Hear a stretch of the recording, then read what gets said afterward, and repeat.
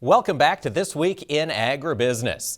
It's time now to take another look at the agronomy for your acres with our friends from NUTRIEN'S Solutions. Joining us this week is Tyler Morgan. He's a crop consultant out of Sargent, Minnesota. Tyler, thanks for joining us. Yeah, thanks for having me again. Fill me in. How are things looking across Minnesota? What are farmers up to there in the state? Stuff's looking great. We had a beautiful summer here. Guys are getting really excited to get in the field and see what we got out there. So, no, it should be, where guys got just starting to poke around a little bit here.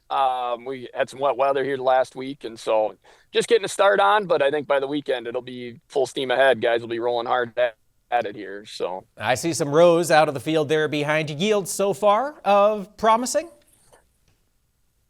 Yeah, the first initial reports we're hearing are sounding pretty good so far. Seeing some big differences in some of the early corn on fungicide application versus untreated. We had a lot of disease pressure up here this summer with southern rust, tar spot, kind of anything and everything, you name it, we can find it this year with the way the weather conditions were. Now, of course, once those combines start to roll, we'll get that yield data. We'll be able to see how these products truly performed in the field. But while those growers are in the combines, they're taking a look at the field. What do you want them to be checking out, Tyler?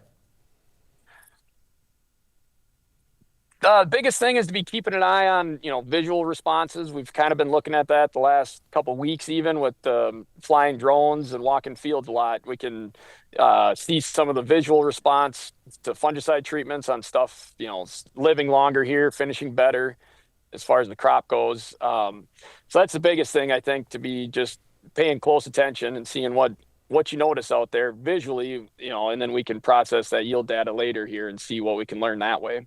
You mentioned some of the disease pressure, the warm, moist weather this season. Did you see a good return on fungicide applications? I think we're going to. Early reports we're hearing some big responses to it on the corn, especially for the disease pressure. Same thing on, I think, soybeans. We're going to visually right now, we're seeing a big difference on white mold, treated versus untreated.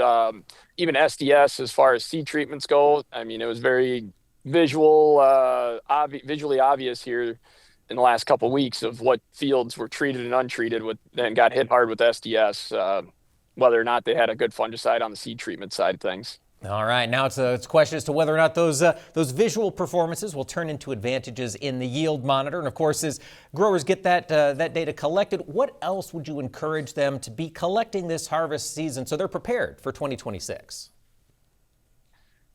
Be watching, just pay close attention to hybrids, what they like on harvestability. Same with soybeans. We notice big differences on cut and how much horsepower and different aspects that you don't all correlate just to yield on harvestability, but then also start looking at what kind of fall trials can we get on, or fall products do we need to be utilizing to help push that ROI for next year, as far as Titan XC on the fertilizer, extract for residue breakdown.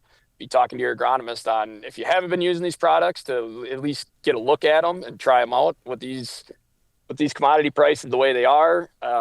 We got to find ways to push yield and ROI even more.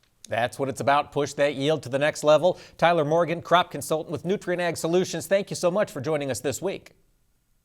Yeah, thanks for having me, Mike.